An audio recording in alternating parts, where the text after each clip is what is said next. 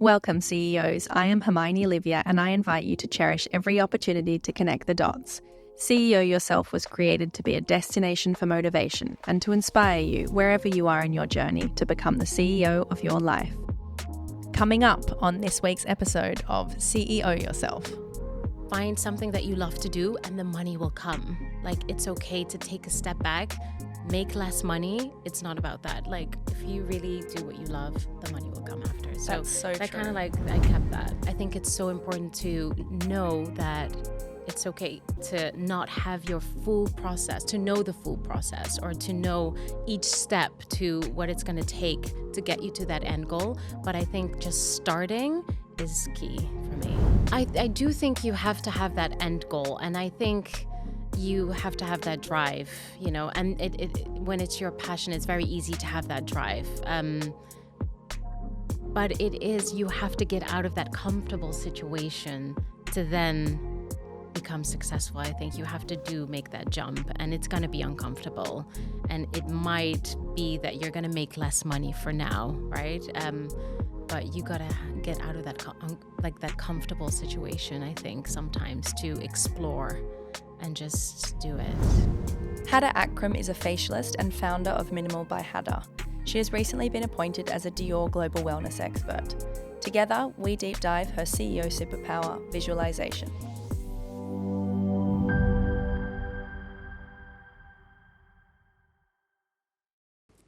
Hadda, welcome to CEO Yourself. Thank you so much for having me. It's such an honor to have you here, and I am so excited to deep dive your CEO superpower, which we're going to dive straight into, visualization. Mm-hmm. It is one of our core CEO Yourself principles and something I am so passionate about, because if you don't know where you're going, how are you going to get there? Yeah, exactly. Talk us through why you chose visualization.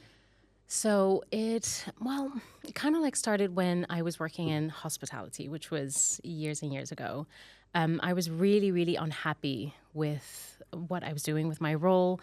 I rolled into it because I was always traveling. I wanted to get away from Holland. I've come from like a really small city in Holland, and I knew I wanted more from life, right? So I kind of like started traveling, and hospitality was a way for me to start working right away, meeting people and earning money. So when I was traveling, I was doing that, and then I came back to London.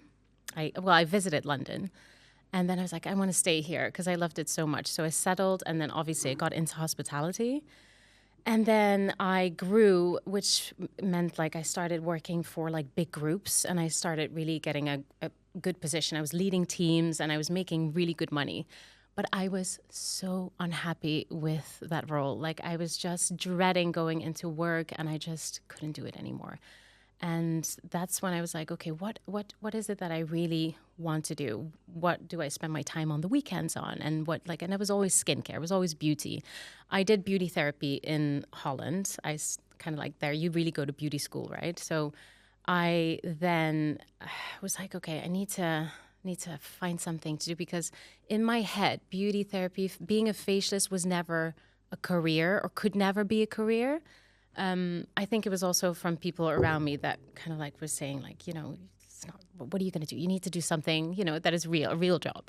So I was like, okay, I need to do something with beauty, with skin.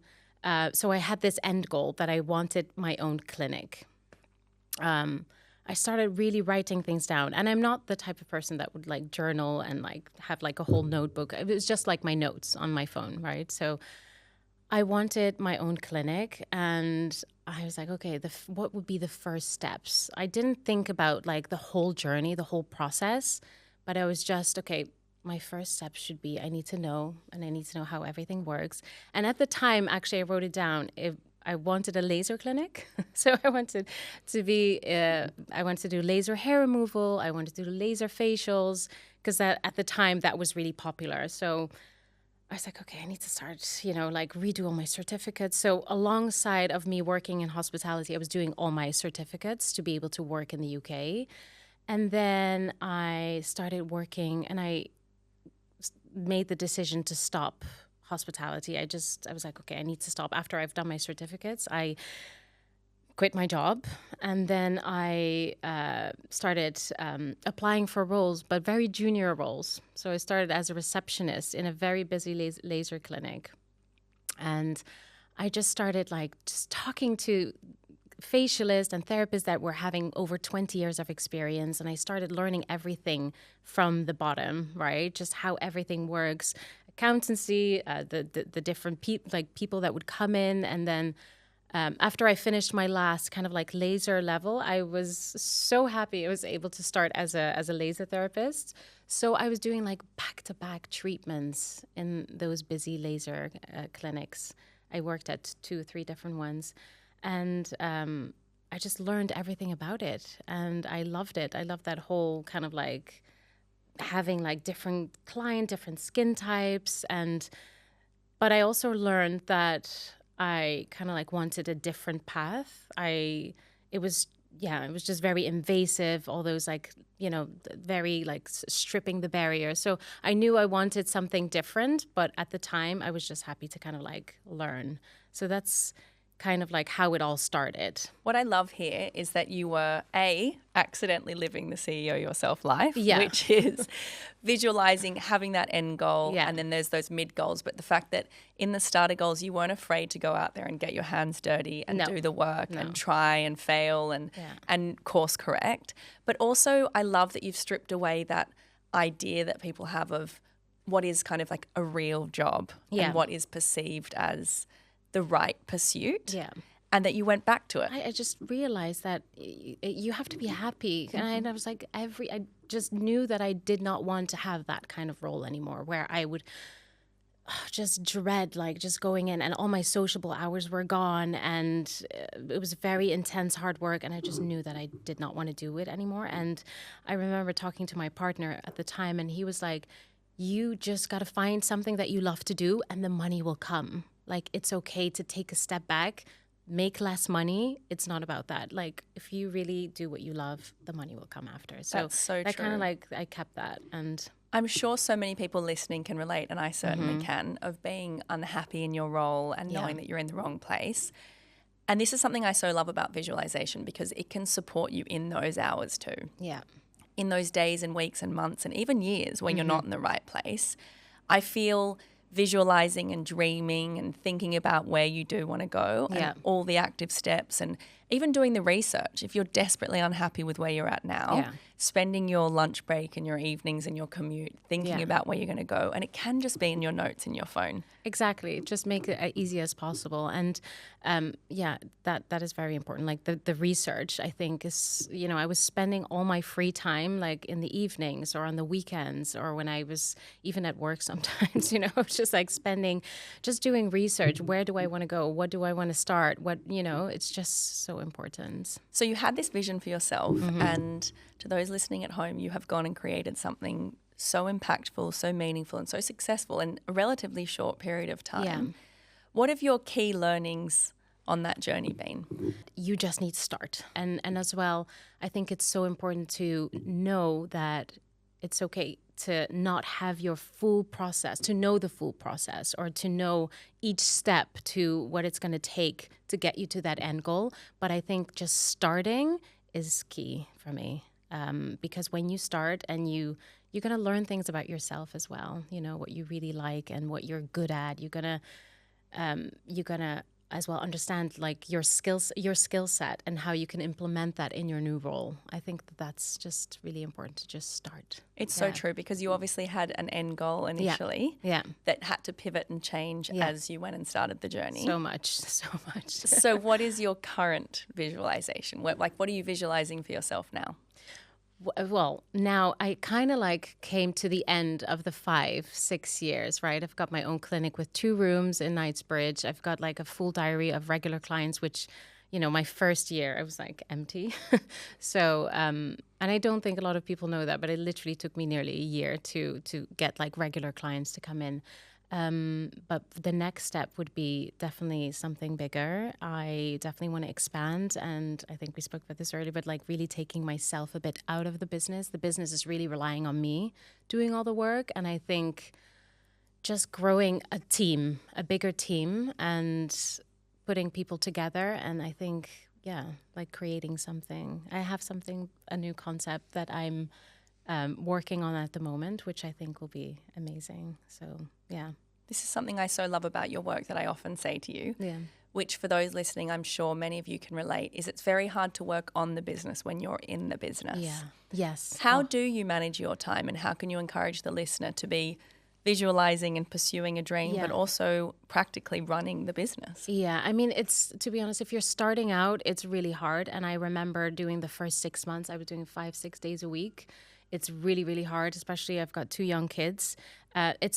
If you are working on a business and you have to, build your clientele, you have to do in the hours. Like, it's just, I think especially for my business, it was not possible to take time out.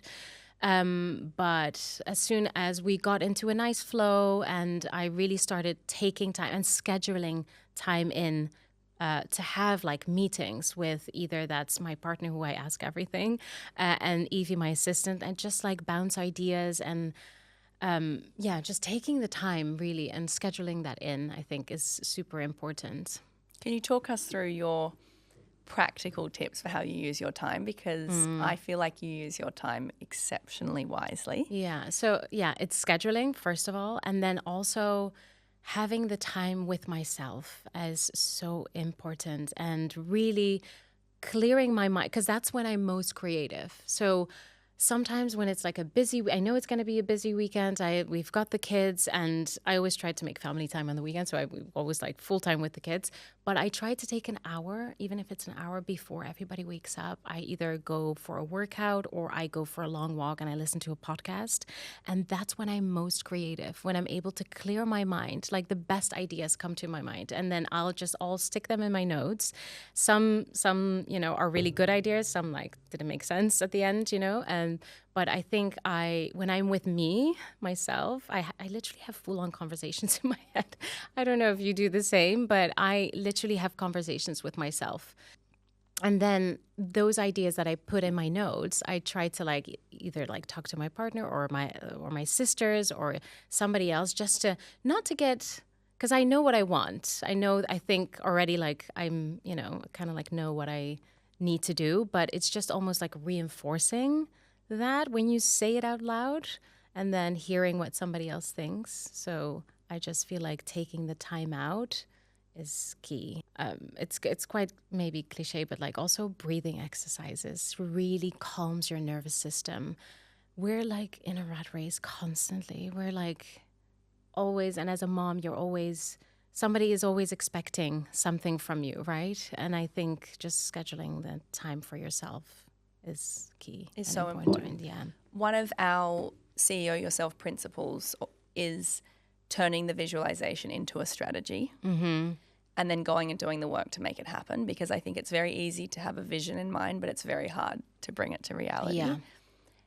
When you take that time and the vision comes to mind and you scribble it down in your notes, other than talking to the people around you, how do you practically then turn that into the next steps? Baby steps. So what is the first thing that I need to do? Okay, do I need a brand deck? Do I need a business plan? We need to like really write it down on paper and completely, write down the steps that we need to do. Do we need to get some samples? Because we're, also thinking about products or whatever it is. Like, do I need to get some samples? Where do I get them from?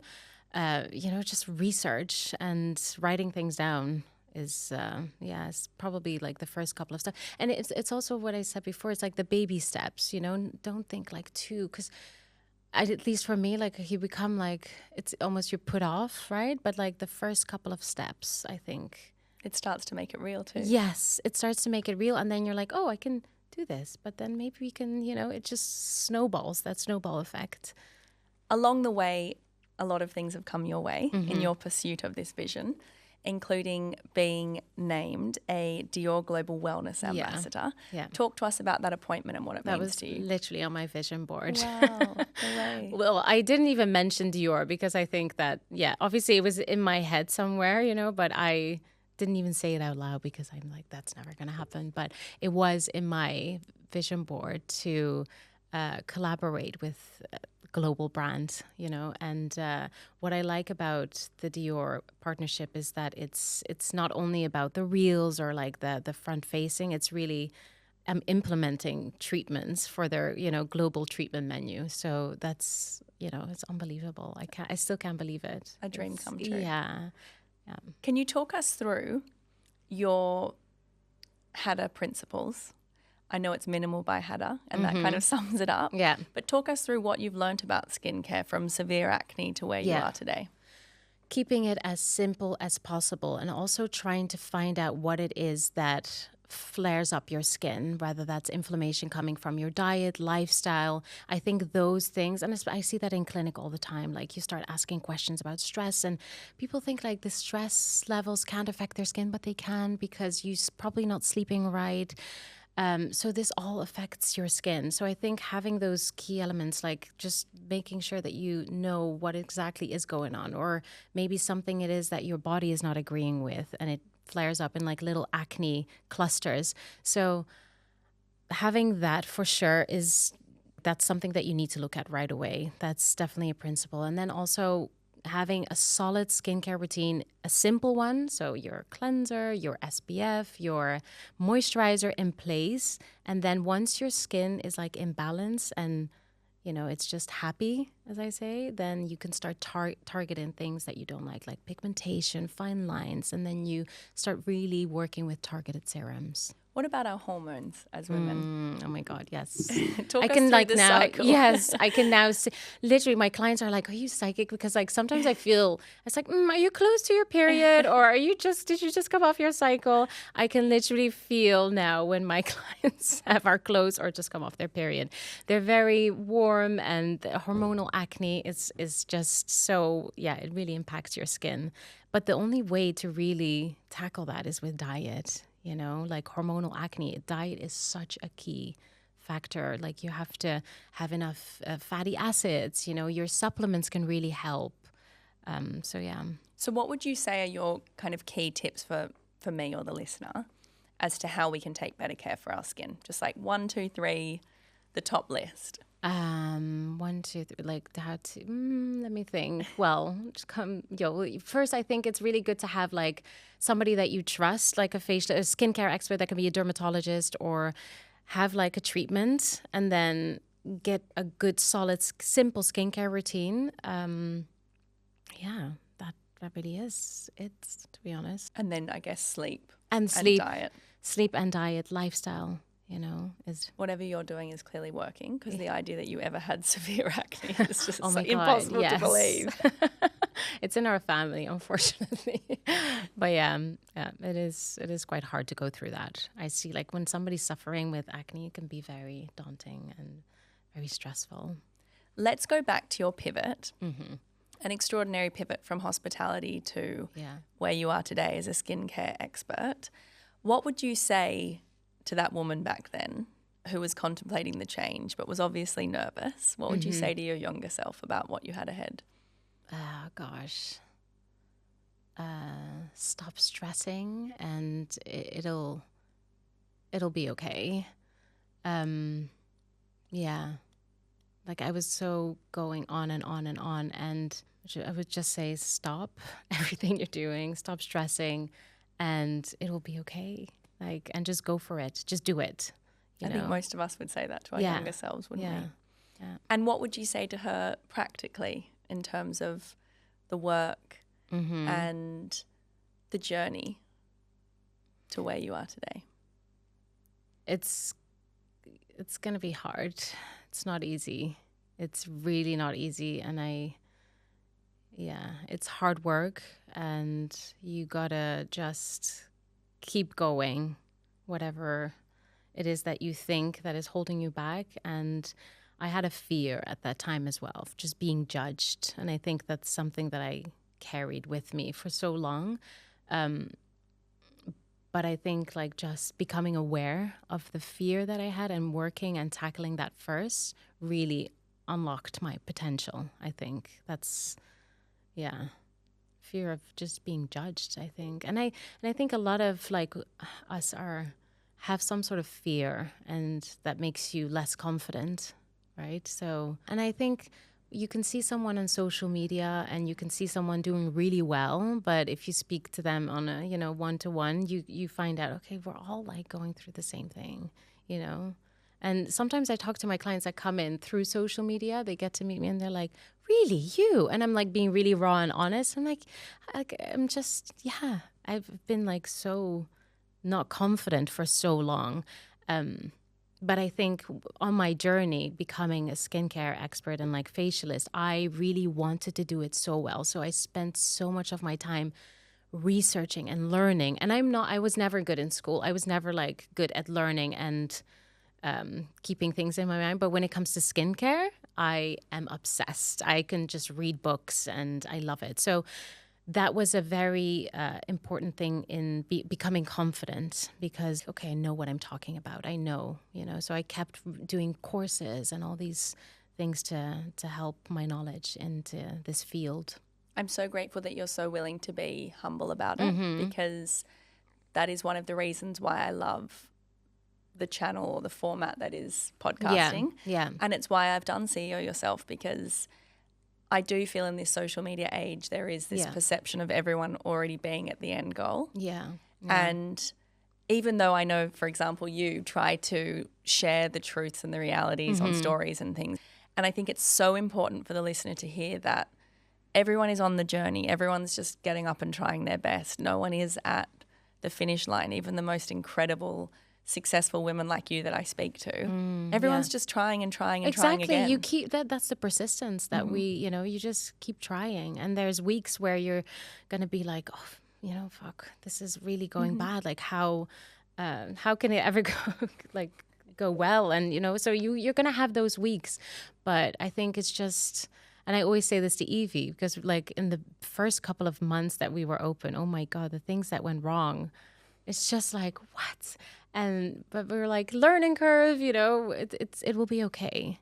A funny thing about that is like when my time in New York, I think that also completely changed my life. Things went so wrong there because I moved there just to get like experience and I wanted to have that whole New York feel. But there was a time where I was like not even able to like pay my rent, and it was due the next day and it's still like it was still okay. So having moments like that where things go completely wrong and then, it's, it'll be okay. They're so formative though. And I feel like in those challenges, there's always a silver lining, even if it's not until you reflect, because it makes you so grateful for where you go. Yeah, absolutely.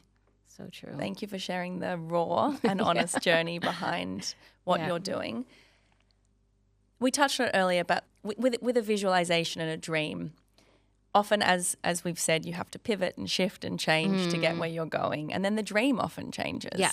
How do you take time each week, month, year to just reassess and redirect yourself on the course of your dreams? It's also finding out what, so as I said, like I started working in those laser clinics, but then I started like trialing out facials myself. So I was going for really doing a deep dive in the market. What is out there? What is it that I'm missing that I would like to see in the industry a bit more of? And along the way, I was just like writing this all down. And then I moved away from the clinic that I was working. I went to another clinic, completely different. And I was missing things in that clinic where I was like, okay, but we can, combine those things and then have this. But it was nowhere to be found. So I was like, that's like a little hole in is that how you say it, in the market? So that's how kind of like my ideas came to life a bit. And I was creating protocols that I would like to have from a facial. And then I started like, even when we were on holiday, I was doing like different facials in different hotels, seeing what other countries were offering. And I remember very well when I got my first facial deep tissue massage from this lady in Cyprus. And I was like, I want to be able to create this kind of treatment where I have my clients feel like that when they leave the treatment room.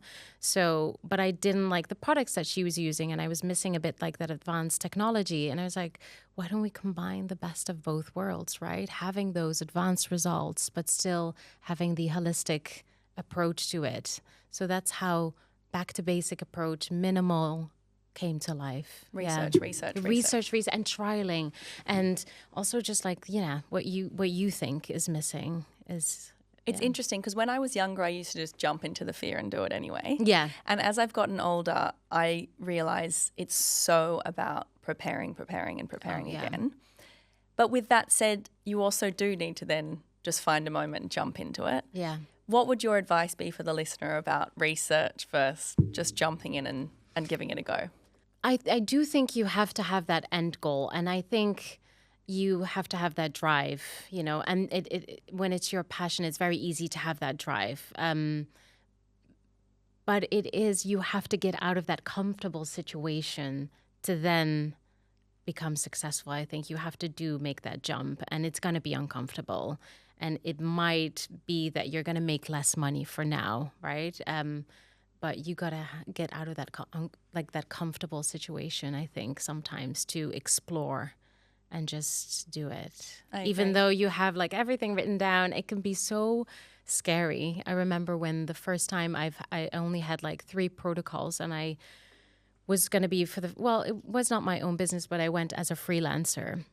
And that was my first journey into becoming or working for myself. And I created these 3 treatments. I just got out of a training course, and I just applied to different studios. I was like, can I come and, just work here so I can like do my protocols, and we can do like a shared revenue, something. And then one was finally emailed me back and said, would you like to come in for a demo? We'd love to try it. So, and I had only maybe tried on my husband and somebody else, like 2 people.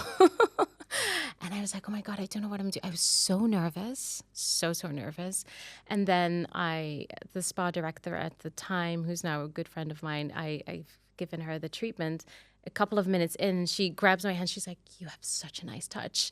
And I was like, oh. And then I was able to like do the facial in a really nice way. And that's how it started. And then I quit the job at the clinic, and I just started doing my own treatments. I think as well, sometimes forcing yourself into the fear is where the magic happens. We did our first webinar last week, and I just had to put it in the diary, and I had to advertise it and just make it happen. And then that forced me to have a deadline within which I had to bring 20 years of thought onto paper and refine it. Yeah. And I, like you, felt so nervous, but I just switched it in my mind to, no, this is excitement, because I've wanted to do this for so long, and now I'm doing it. Yeah. And then it's about feedback. We sent out a feedback form, and it was anonymous, and it allowed people an opportunity to tell me what they loved and what they didn't, and whether they liked the length and the content. And then you can refine and do better and better, and then it's there. That's so true. Yeah, because I was doing that with like different clients or like with different people, because I had that space now